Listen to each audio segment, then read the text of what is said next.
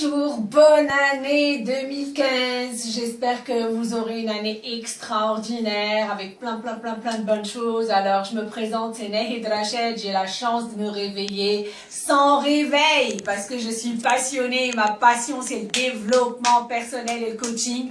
J'ai la chance d'accompagner des personnes pour atteindre des objectifs, que ce soit à la télé, à la radio, en conférence. Et aujourd'hui, je vous ai préparé une série de conférences. C'est mon cadeau, enfin une série de vidéos, et c'est mon cadeau à moi pour vous permettre de bien démarrer cette année en 2015. Sur ces vidéos, il va y en avoir 4 ou 5, et non 5. Et je vais partager avec vous les 5 grands problèmes qui empêchent les gens d'avancer. En fait, ils se posent tous les premiers ou à la fin de l'année, et ils se posent à se dire oui, qu'est-ce que je vais faire, plein de bonnes résolutions, etc., etc. Mais à la fin de l'année, quand ils viennent revoir leurs notes, qu'est-ce qu'ils ont réalisé? Même pas le 1/5 de ce qu'il y a sur la fiche. Et pourtant, partout dans le monde, il y a d'autres personnes qui, eux, quand ils mettent leurs résolutions, quand ils font le bilan autour de la fin de l'année, qu'est-ce qu'ils se rendent compte? Qu'ils ont réalisé la majorité. C'est quoi la différence? Qu'est-ce qui fait que certains passent à l'action, obtiennent des résultats? Et qu'est-ce qui fait que d'autres, d'une année sur l'autre, ils se retrouvent au même point de départ? C'est-à-dire, bon, je ne l'ai pas fait cette année, allez, c'est pas grave, je me motive, je suis sûre que l'année prochaine, je vais le faire.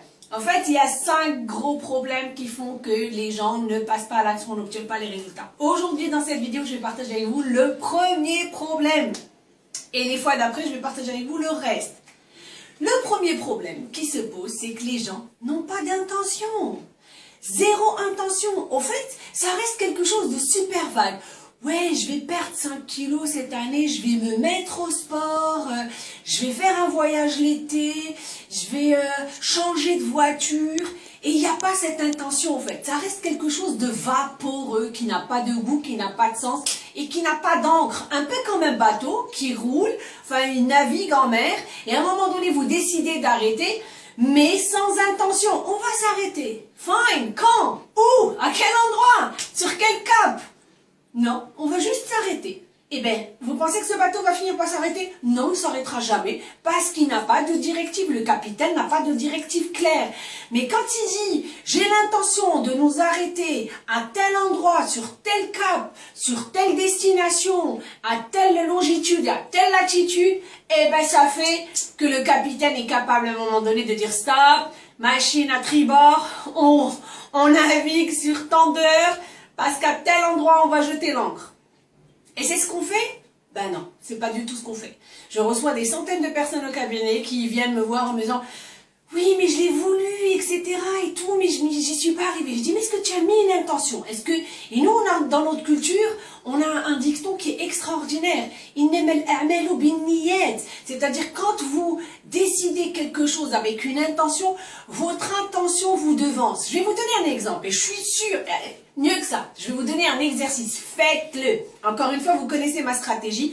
Je vous demande de ne pas croire un mot de ce que je raconte. Par contre, passez à l'action. Faites cet exercice et vous allez voir le pouvoir de l'intention comme c'est quelque chose de phénoménal. Vous allez faire cet exercice, vous allez à la rencontre de quelqu'un, peu importe, quelqu'un de votre famille, votre mari, vos enfants, un collègue, une amie, peu importe. Et avant de rentrer en relation avec cette personne, décidez que vous allez mettre cette intention. Là, tout de suite, cette personne, tout ce qu'elle va dire, je vais adorer. Je mets l'intention que tout ce qu'elle va dire va être top, va être mielleux, va être génial, va être super.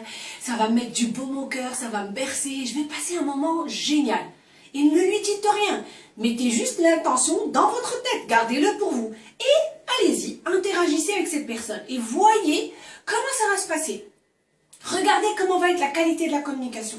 Regardez comment vont être vos échanges. Regardez comment la personne va se sentir auprès de vous. Regardez comment vous allez vous sentir auprès d'elle. Super, exercice fini.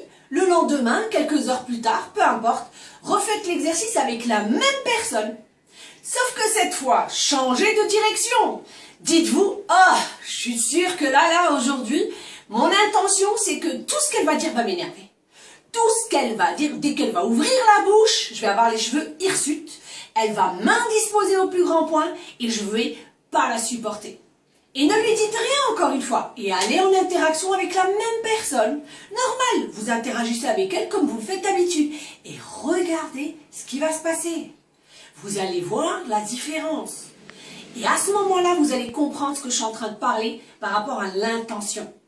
Quand vous mettez l'intention dans quelque chose, vous la nourrissez, vous lui donnez un terrain favorable.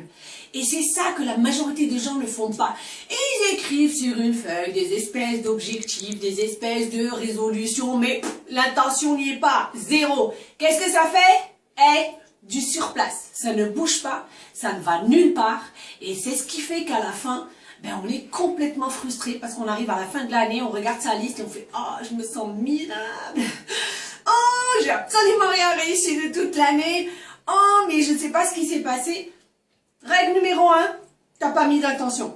Donc, première chose à mettre en place à partir d'aujourd'hui pour 2015, ça tombe bien, on est en début d'année. Mettez de l'intention dans tout ce que vous allez prévoir de faire en 2015. D'accord?